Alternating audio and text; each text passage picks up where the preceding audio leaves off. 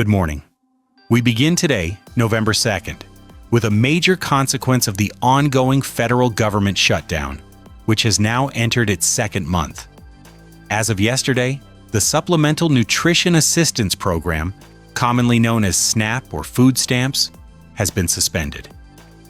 The program ran out of its congressional funding allocation on November 1st, leaving its approximately 42 million low-income participants in a state of uncertainty. According to the U.S. Department of Agriculture, the average recipient receives about $187 per month through the program to purchase groceries. The suspension marks one of the most direct and widespread impacts of the political stalemate in Washington that began on October 1st.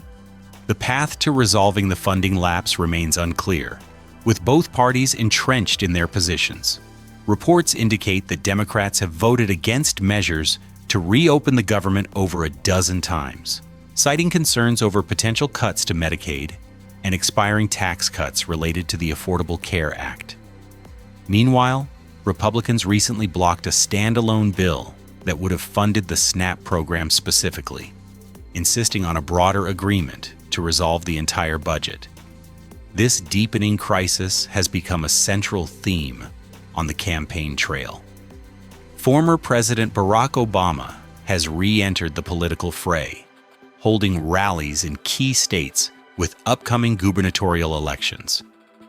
Speaking in Norfolk, Virginia, in support of Democratic candidate Abigail Spanberger, Obama delivered a sharp rebuke of the Republican-led Congress. He accused them of not even pretending to solve the problem, asking a rally crowd, "They have not even been showing up to work, not in session. Where are you? What are you doing?" Obama framed the current political climate in stark terms, stating, "Our country and our politics are in a pretty dark place right now." He quipped that under the Trump administration, it's like every day is Halloween, except it's all tricks and no treats. The former president argued that while the economy may be working for the wealthy, Republican policies have failed to lower costs for average families, and that the party is more focused on scapegoating minorities and DEI for every problem under the sun.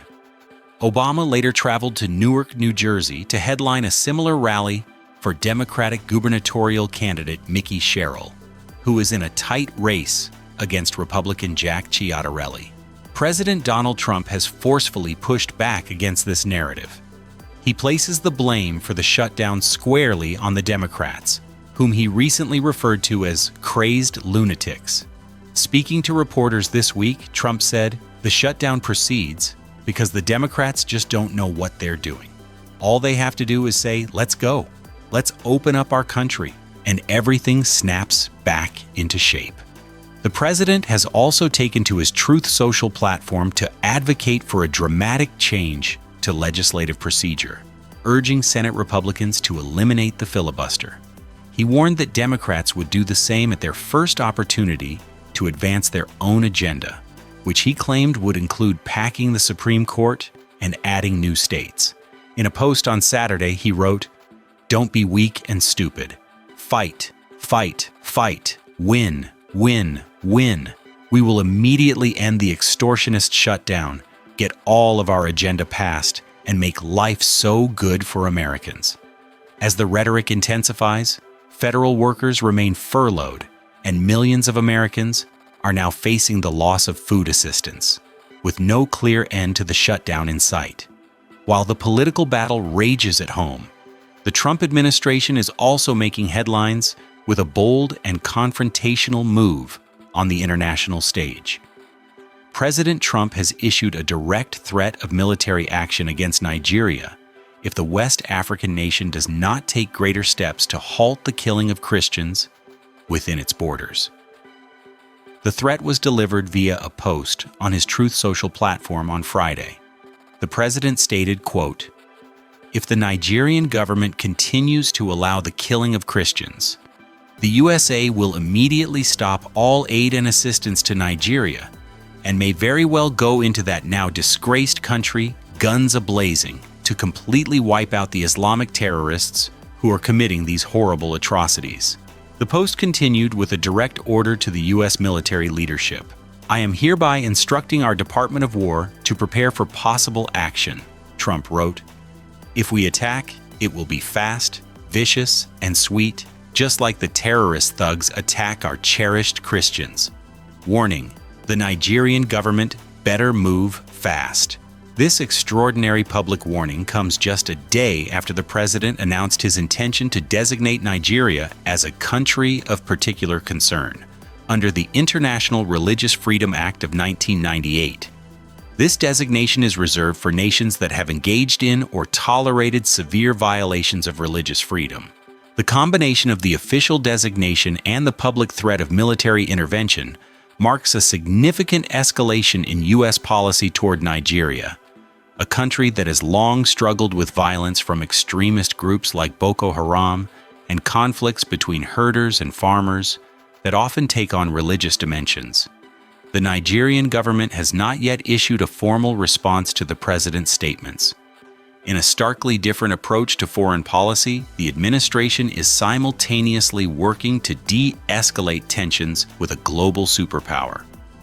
The United States and China have agreed to establish direct military-to-military communication channels, a move aimed at preventing miscalculations between the two nations' armed forces. The agreement was announced Saturday by U.S. Secretary of War Pete Hegseth, following what he described as a positive meeting with his Chinese counterpart, Admiral Dong Jun, China's Minister of National Defense. This diplomatic breakthrough follows the recent summit between President Trump and Chinese President Xi Jinping. In a social media post, Hegseth stated that the purpose of the new channels is to de-conflict and de-escalate any problems that arise, and noted that further meetings on the matter are planned. He added that both he and Admiral Dong agreed that the best path forward involves peace, stability, and good relations. However, this move toward high-level de-escalation is set against a backdrop of continued friction in the South China Sea. On the same day he announced the hotline to defense leaders from the Association of Southeast Asian Nations, or ASEAN, during a meeting in Malaysia, he urged the member nations to push back against what he called Beijing's aggressive actions in the region. Hegseth pointed out that China's sweeping territorial and maritime claims conflict with its stated commitments to resolve disputes peacefully. The South China Sea remains a volatile flashpoint, with overlapping claims from China, the Philippines, Vietnam, Malaysia, and Brunei. Tensions have been particularly high between China and the Philippines, with frequent clashes between their maritime forces. Hegseth specifically defended the Philippines, a U.S. ally, criticizing Beijing's recent designation of the Scarborough Shoal, a territory it seized from the Philippines in 2012, as a nature reserve, calling it another attempt at coercion.